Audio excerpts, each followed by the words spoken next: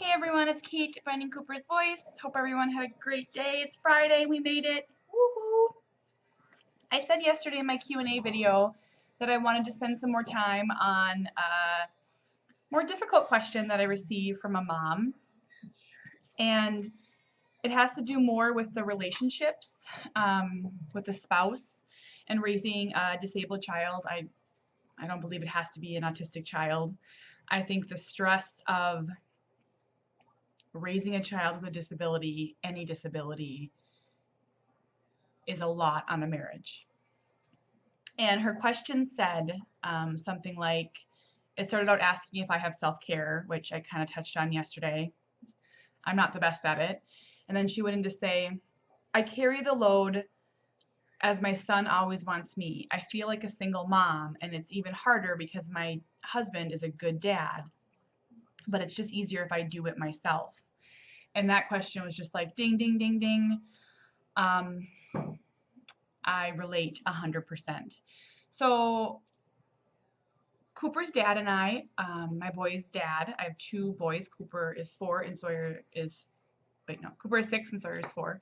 We are actually divorced. I don't talk often about it on this blog because I have a lot of family members and close friends that follow, and that's the hard part about social media, when you know your message could help people, but you don't want to air your dirty laundry. That's something that I've had to walk the fine line of. But I will be, as open and honest as I feel comfortable being. Jamie and I had a very, very happy marriage before we and after. But I mean, up until, so this is I'm kind of mumbling here because I'm always choosing my words so carefully. So we got married and we got pregnant right away, and I had a pretty rough miscarriage. We found out the baby had a heartbeat around 10 weeks, and then when I went in for my 13-week appointment, there was no heartbeat, and had a pretty tough miscarriage with the D&C, and I was not really prepared for how emotional that was. That was pretty tough on us, but then got pregnant right away with Super Cooper and jumped into the excitement of that pregnancy. We were just over the moon. I had a very, very typical pregnancy. Cooper was induced a little over 40 weeks. He was a big, big baby, not a lot of movement, and I had a lot of ultrasounds. Pretty typical delivery. He had a little trouble getting out. I pushed for a long time. His APGAR scores were initially low, but he came back right away. Spent a night in the hospital, came home, and immediately I knew something was off. I'm very open about that. From day 2, Cooper struggled to nurse. He struggled to eat. He struggled to sleep. He struggled to be content. But it wasn't colicky. It's hard. I still haven't adequately been able to explain it. But the points that I hit on are Cooper didn't sleep longer than 45 minutes. For the first year of his life. He was always awake. As a newborn, had to be up, had to be looking out. And he really didn't find any contentment until around 9 months old. He found the TV. He found cartoons. Actually, the first show he found was Wheel of Fortune. And he would just sit there. We have these pictures of this little toddler, little porker, sitting up at the TV. And I remember we were thinking, oh my gosh, we're so lucky. We figured it out. Right away, everything about Cooper was stressful. Feeding him, getting him to sleep. He had constipation issues. Really, really bad starting around 11 months when he went off breast milk. I had to cut back at work. So I was working full time. I went back after maternity leave, and Cooper's needs were just extensive, and his daycare kind of struggled a little bit, and I felt the pressure to kind of cut back, so I cut back to 32 hours. I was home on Fridays. And then as as we started getting more, like the Help Me Grow program in Minnesota for the school district and ECFE and those different things were coming into our home. Cooper had no words. He was very delayed in gross motor, fine motor. He didn't do anything but watch TV. He had no imaginative play. At the time, I didn't know about the word autism. I didn't think he was autistic. And now looking back, I can see the severe path that he was on. That was really, really hard on our marriage because I dove in headfirst into research, blogs, Facebook groups, talking to everyone I knew. At first, I was talking to everyone I knew about how he wasn't autistic. And then I was talking about to everyone how maybe he was autistic, but he wasn't, he was high functioning and he wasn't severe. And I did so much talking that it turned into all I could talk about. So you have that side, you have the mom emotional side. And Cooper was, I'm going to speak super honestly here. He was depleting me so much. I hadn't slept through the night in years. I lost a lot of weight. Not there anymore, but I was at the lightest I'd ever been. I had huge bags under my eyes. I started running because we couldn't really leave the house, and I at that time I couldn't drink because I couldn't even have a glass of wine because I knew if I had a glass of wine and went to bed, Cooper would be up 45 minutes later. I wasn't seeing friends. So I started running on our treadmill in our basement. I was training for a half marathon, and that's all I did was run. So I've heard that other people in crisis often turn to exercise, and it was what I needed at the time. But in the meantime, I was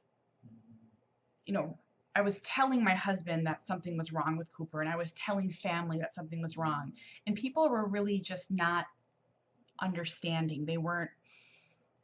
I'd be like, we need to make an appointment for an autism diagnosis. And what I want to say is my husband was an amazing person, an amazing dad, and I have amazing family, and he has amazing family, but no one could understand the seriousness of the situation.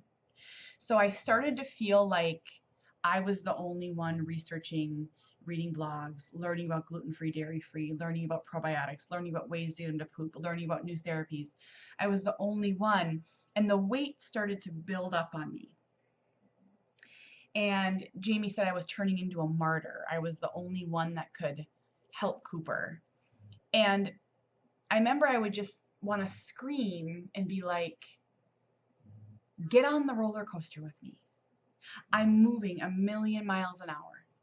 I'm researching therapies and I'm getting this diagnosis. And if you get on the roller coaster with me, if you get here with me and make decisions with me and talk to me about it till I'm blue in the face and hug me when I'm devastated and cry with me, that's all I needed was someone to be right next to me. And I felt like life was going on. Cooper and I were on this ride and we were almost looking at life. We were watching it happen.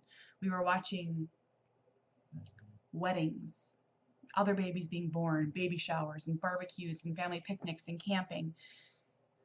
And we couldn't participate because Cooper didn't sleep and he didn't eat and he just screamed. I mean, he screamed for so long. And I think that, and if Jamie was here, I think he'd agree with all this because we are now back together and we talk about this at length. He just couldn't acknowledge the seriousness of the situation,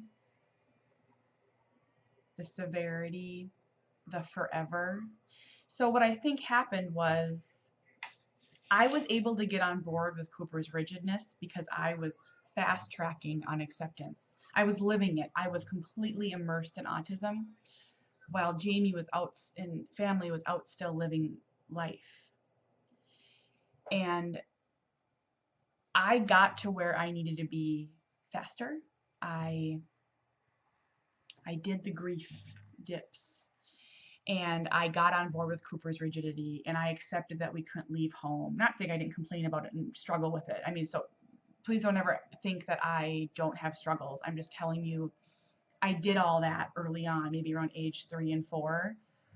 where it kind of seems like Cooper's dad and the rest of the family did it around age 5 and 6. There was a leg, and I talk a lot about that leg. I was on the ride. They didn't get on the ride till later.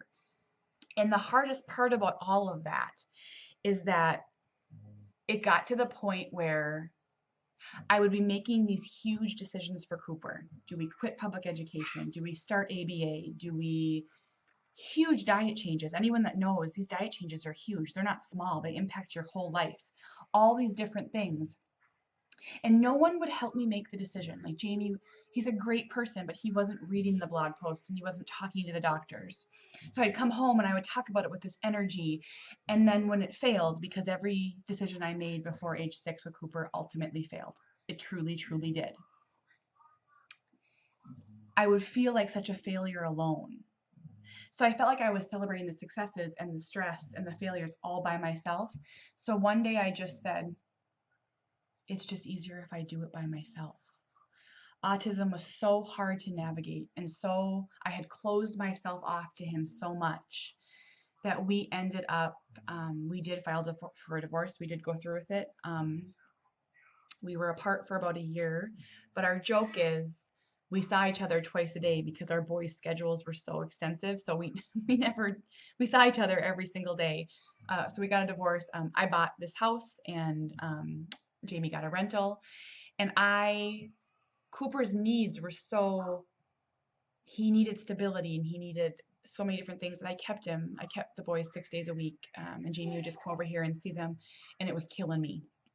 We were up at 4 a.m. every day. We weren't sleeping. I was just going to work and coming home. It was some tough days. And then I talk about this in my blog post that I'm going to link in this story. Jamie and I met for lunch one day. This was maybe a year ago. I don't know. I'm getting mixed up on my days, but we met, and I broke down. I'm not a crier, and I broke down and I told him I'd failed. I felt like I had changed my whole life. I had pushed my husband away and I had isolated us, and I had worn myself down to nothing to help my son.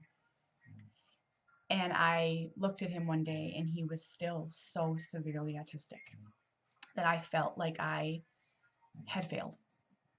And Jamie and I hugged and we both cried at this restaurant. We're not these people. We just cried. And we loved each other, and we said we were going to try again. We were on the same page. He told me I hadn't failed. He thanked me for changing my whole life and doing all that because that's what Cooper needed. And he thanked me and he supported me. And he told me I didn't have to do it alone anymore. He just needed some time away, right or wrong. That was our path. That's how we had to do that to come back here. So, I don't always have advice. I can typically just tell you my story. I still feel at times like I do it alone. Like, so for example, potty training, that was on me. Jamie can tap in for a few minutes and sit in the bathroom, but I knew that it was on me predominantly. And I think that's why it took me so long to do it, because I knew it was 100% commitment. I kind of think, and I don't know this, but from talking to other friends with disabled kids too, there's typically one parent that takes the primary caregiving. I think that's what happens. And I'm not saying it has to be the mom. It just seems like typically one person's a primary caregiver. And that's kind of this part I struggle with the most is I enjoy doing Cooper's care and I enjoy making decisions and I can do it. But when you're so strong like that, there's often not a break, even when you need it. I can't just say, here, Jamie, these decisions need to be made. Can you do this? Because it's hard to just step in at any given point like that. So even now that we're back together, we're very happy. I still feel like a single parent sometimes. I feel like, the isolation. I feel it. Even this weekend, we're going later, but Jamie's at a campground with family in Sawyer, and I told him today, I'm like, I miss Sawyer. They were fishing and biking, and it's hard. It's so different than I thought it was going to be. When you're pregnant with your first child, I wouldn't know that this was going to be my life. No one thinks that they're going to have a child with a disability. And my message is that I never wanted to be divorced. I never wanted to do it alone. I just couldn't take the stress of having someone question me about his care but not make any of the decisions. That's where our biggest issue was. Either get on the roller coaster or I'm out of here. And I did it. And it was the path we had to take to get where we are now, happy, and life is getting better. So this is in no way a video telling you to leave your spouse. Make it work. It was so hard for that year. It was really hard on me. I was pretty broken. So huge hugs to people that feel like they're doing it alone. My other piece of advice is, and I say this in that article about my divorce, Jamie was always there. He just processed grief in a different way than me. But I was too sad myself to see it.